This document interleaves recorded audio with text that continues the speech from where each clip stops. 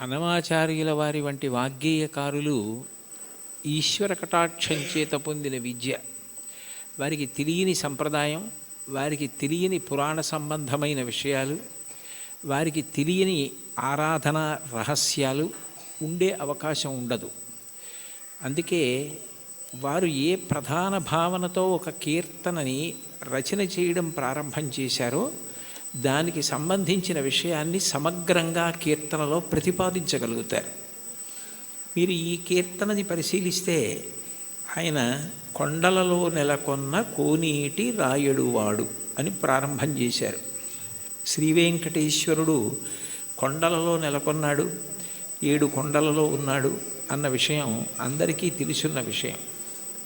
అయితే యథార్థానికి భగవంతుడు కొండ మీద ఉండడానికి ప్రధాన కారణం ఏమిటంటే, కొండ మీద ఉన్న దేవుణ్ణి తెలుసుకోవాలంటే కొండ ఎక్కాలి.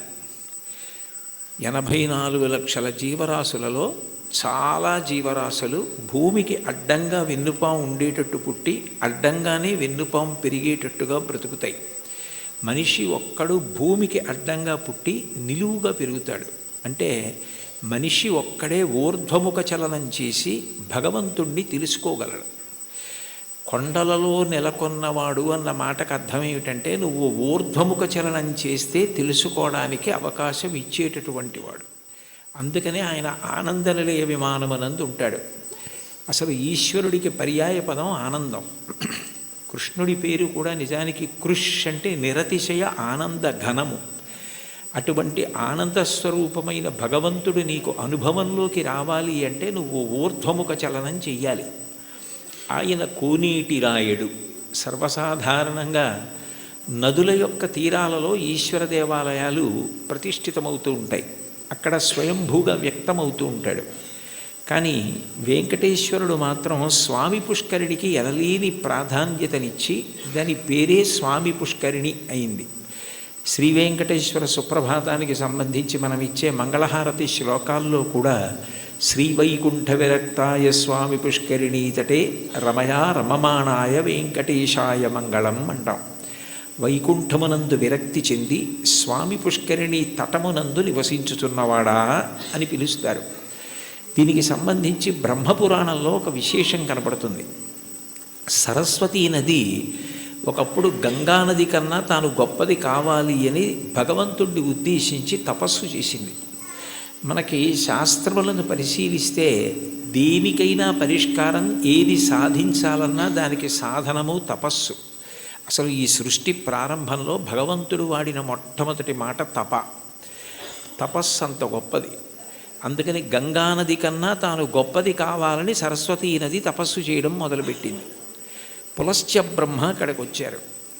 పులశ్చ బ్రహ్మ వచ్చినప్పుడు సరస్వతీ నదికి అధిష్టాన దేవత ఉంటుంది. ఆవిడికే కాదు, ప్రతి నదికి అధిష్టాన దేవత ఉంటుంది. ఆ అధిష్టాన దేవత అనుగ్రహించినప్పుడు ఒక రూపంతో ప్రత్యక్షమై కనపడుతుంది. అందుకే భాగవతంలో పరీక్షిత్ ప్రాయోపవేశం చేసినప్పుడు అమ్మా అని పిలిచిన నరు పొమ్మ అని ముక్తికడకు బుత్తువట, కృపన్ లెమ్మా నీ రూపముతో రమ్మా నాకెదురంగ గంగ రమ్యతరంగా అంటాడు. కాశీఖండంలో శ్రీనాథుడు కూడా గంగ అధిష్టాన దేవత ప్రాణోత్క్రమణమవుతున్న వాళ్ళని వచ్చి ఎలా అనుగ్రహిస్తుందో చెప్తాడు. ప్రత్యక్షమై వచ్చి భాగీరథి గంగ మృదులహస్తము సాచి మీను నివురు అంటాడు. అటువంటి సరస్వతీ నదికి కూడా అధిష్టాన దేవత ఉంటుంది. ఆవిడ తపమాచరిస్తోంది గంగ కన్నా గొప్పది కావాలి అని. గంగానదికి ఒక ప్రాముఖ్యత ఉంది. ఆవిడ ఒక్కతే త్రిపథగా అంటే 3 లోకముల యందు ప్రవహిస్తుంది. ఆమె స్వర్గలోకంలో ప్రవహిస్తే మందాకిని, భూమి యందు ప్రవహిస్తే భాగీరథి, పాతాళమునందు ప్రవహిస్తే భోగవతి. 3 లోకముల యందు ప్రవహించేది త్రిమూర్తుల యొక్క స్పర్శ కలిగినది గంగానది ఒక్కటే. బ్రహ్మకమండలంలో ఆయన నిత్య వ్యాపారము చేసుకోవడానికి అంటే నిత్యకర్మ చేయడానికి ఉపయుక్తమవుతుంది. ఆదావాది పితామహస్య నియమ వ్యాపార పాత్రీజలం అంటారు శంకరాచార్యులు వారు గంగాష్టకం చేస్తూ. ఆ తర్వాత బలిచక్రవర్తి వామనమూర్తికి 3 అడుగుల నేల దానం చేసినప్పుడు ఆ వామనమూర్తి భూమిని కొలిచి ఆకాశాన్నంతటినీ కొలిచేస్తూ పెరిగిపోయాడు.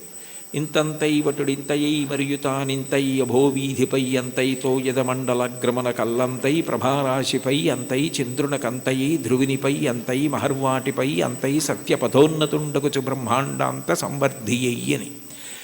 అలా పెరిగిపోతున్నప్పుడు ఆయన పాదం వస్తోంది. చూడండి, మీ పాదం మా ఇంట్లో పెట్టండి అంటారు. మీ పాదం మా ఇంట్లో పెట్టండి అంటే వాళ్ళ ఇంట్లో కూర్చుని పాదం జాపి వాళ్ళ ఇంట్లో పెడతాడా? కాదు. మీ పాదం మా ఇంట్లో పెట్టండి అంటే మీరు మా ఇంటికి రెండని.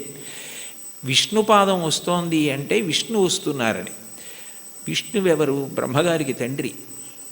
అందుకని బ్రహ్మగారు గబగబా సత్యలోకంలోంచి బయటికి వచ్చి, మా నాన్నగారి పాదం బయటకు వస్తోంది, కొడుకుగా మా నాన్నగారు వస్తున్నప్పుడు ఆయన కాళ్ళు కడగడం నా కర్తవ్యం అని తన పుట్టిల్లిది పొమ్మటంచునజుడున్ తన్నాభిపంకీరుహంబు నిరీక్షించి నటించి ఉన్నత పదంబున్ గాంచి తత్పాదశీచనముంచేసి కమండలూదకములన్ చల్లించి తత్తోయముల్ వినువీధిన్ ప్రవహించే దేవనదిగా విశ్వాత్ము కీర్తి ప్రభన్ అంటారు.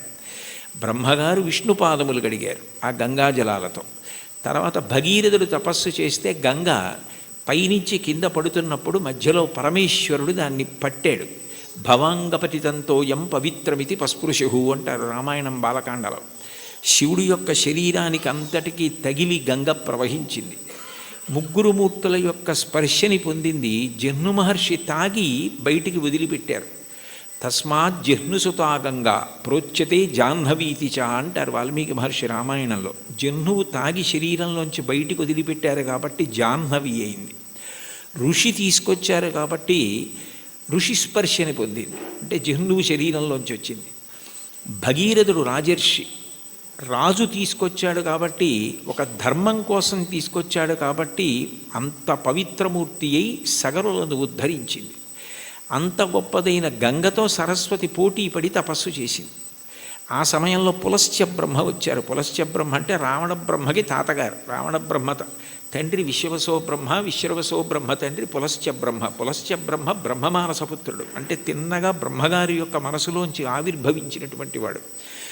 అంత గొప్పవాడైన పులస్త్య బ్రహ్మ వస్తే, సరస్వతీ నది తపస్సు చేస్తున్నాను కదా, ఇప్పుడు నేను లేవవలసిన అవసరం ఏముందని లేవలేదు, స్వాగతం పలకలేదు, అర్ఘ్యపాద్యాదులు ఇవ్వలేదు. ఎంత పూజలో ఉన్నా, ఎంత వ్రతంలో ఉన్నా, ఎంత గొప్ప కార్యం చేస్తున్నా మహాత్ములు వచ్చినప్పుడు లేచి నిలబడి అర్ఘ్యపాద్యాదులు ఇవ్వాలి. అలా ఇవ్వకపోతే పరమదోషం కలుగుతుంది. గజేంద్రమోక్షణ ఘట్టంలో కూడా ఇంద్రజుమ్న మహారాజు గారు అగస్త్యుడు వచ్చి లేచి నిలబడి నమస్కరించి అర్ఘ్యపాద్యాదులు ఇవ్వని కారణం చేతనే గజయోని ఎందు పుట్టవలసి వచ్చింది. ఒకనాడాంధ్రుపుడచ్యుతున్ మనములోనుహించుతున్ మౌనియై అకలంక స్థితియున్నచో కలచజుండచూటికిన్ వచ్చి లేవక పూజింపకయున్న మౌనికని నవ్యక్రోధుడై మూఢాలుబ్ధకిరీంద్రోత్తమ యోని పుట్టుమని శాపం బిచ్చ భూవల్లభ అంటారు భాగవతం అష్టమ స్కంధంలో. మహాత్ములు వచ్చినప్పుడు వెంటనే లేచి నిలబడి నమస్కరించి అర్ఘ్యపాద్యాదులు ఇవ్వాలి. అలా ఇవ్వలేదు కాబట్టి అది కట్టి కుడిపేస్తుంది, చాలా పెద్ద పాపం అయిపోతుందన్న దయాహృదయంతో పులస్త్య బ్రహ్మ, నువ్వు ఏ కోరికతో తపస్సు చేస్తున్నావో అది నీకు సిద్ధించకుండుగాక అని శపించాడు. ఆమె చాలా కిన్నురాలైంది. ఇంత గొప్ప కోరికతో నేను తపస్సు చేస్తున్నాను, ఈయన నా కోరిక తీరకూడదని శపించాడు అని బాధపడి, ఈయన బ్రహ్మ యొక్క వంశంలో బ్రహ్మమానసపుత్రుడై వచ్చాడు. కొడుకు విశ్వవసో బ్రహ్మ. ఆ తర్వాత ఎంత గొప్పవాళ్ళు రావాలో ఈ వంశంలో. నీ వంశము రాక్షస వంశమైపోతుంది, బ్రహ్మకోవిదులు రారు, ఇక పైన రాక్షసులు పుడతారు నీ వంశంలో అని శపించింది. ఆయన చాలా బాధపడి, నువ్వు నన్ను ఇట్లా శపించావు, ఆమె త్రిపథ గంగ, ఆమెతో సమానం ఎట్లా కాగలవు? అందుకని నీ దోషము పోయేటట్టు, దాని వలన నీకు ఇబ్బంది రాకుండా ఉండేటట్టు నువ్వు ఎటూ గంగతో సమానం కావడం సాధ్యం కాదు కాబట్టి నేను దానినే శాపవాక్కుగా వదిలే. కానీ నువ్వు నా పట్ల చాలా క్రౌర్యంతో ప్రవర్తించి నా వంశమే రాక్షస వంశం అవ్వాలని శపించావు, శాపావకాశం ఇమ్మన్నాడు. అంటే సరస్వతీ నది అందరూ రాక్షసులైన ఒకడు మహాధర్మాత్ముడు నీ వంశంలో పుడతాడని అందుకే విభీషణుడు పుట్టాడు. తర్వాత సరస్వతీ నది మళ్ళీ తపస్సు చేస్తే నారాయణుడు ప్రత్యక్షమై, గంగతో సమానం నువ్వు కావడం సాధ్యం కాదు, ఆమె త్రిపథగా, అందుకని అట్లాంటి వరం ఇవ్వలేను, కానీ నేను నీకు ఒక ప్రత్యేకమైన వరం ఇస్తున్నాను. సృష్టిలో ఎక్కడా లేని ఒక గొప్ప పుష్కరిణివి నువ్వు అవుతావు. నీ యందు 300 కోట్ల తీర్థములు వచ్చి చేరుతాయి. తీర్థం అంటేనే ఋషుల యొక్క నియమాలు తపఫలాలు అందులో నిక్షేపింపబడి ఉంటాయి. అటువంటి 300 కోట్ల తీర్థములు నీ యందు ప్రవేశిస్తాయి. కలియుగంలో నేను శ్రీవేంకటేశ్వరుడు అన్న పేరుతో అవతరించినప్పుడు నీ పుష్కరిణి సమీపంలో అవతరిస్తాను. అవతరించినప్పుడు ఎందరో వచ్చి నీ యందు స్నానం చేసి కృతార్థులవుతారు. పుష్కరిణిలలో నీకన్నా గొప్పది ఇక ఉండదు, నువ్వే గొప్పదాని అవుతావు. నీకంత గొప్ప వరం ఇస్తున్నానని వరం ఇచ్చాడు. అందుకని సరస్వతి నది పుష్కరిణిగా వచ్చింది. స్వామి పుష్కరిణిగా వస్తే శ్రీ వెంకటేశ్వరుడు సాక్షాత్ శ్రీమన్నారాయణుడు వెంకటేశ్వరుడిగా అవతరించాడు. కొండలలో నెలకొన్న కోనేటి రాయడు వాడు అంటే ఎప్పుడో తానిచ్చిన వరాన్ని నిజం చేయడానికి సరస్వతీ నదిని పుష్కరిణి చేసి ఆ పుష్కరిణి ఒడ్డున వెలిసినటువంటి దయామూర్తి. అందుకే స్వామి పుష్కరిణి స్నానం సద్గురోహో పాదసేవనం ఏకాదశి వ్రతంచాపి త్రయం అత్యంత దుర్లభం అంటారు. స్వామి పుష్కరిణి స్నానం అంత గొప్పది.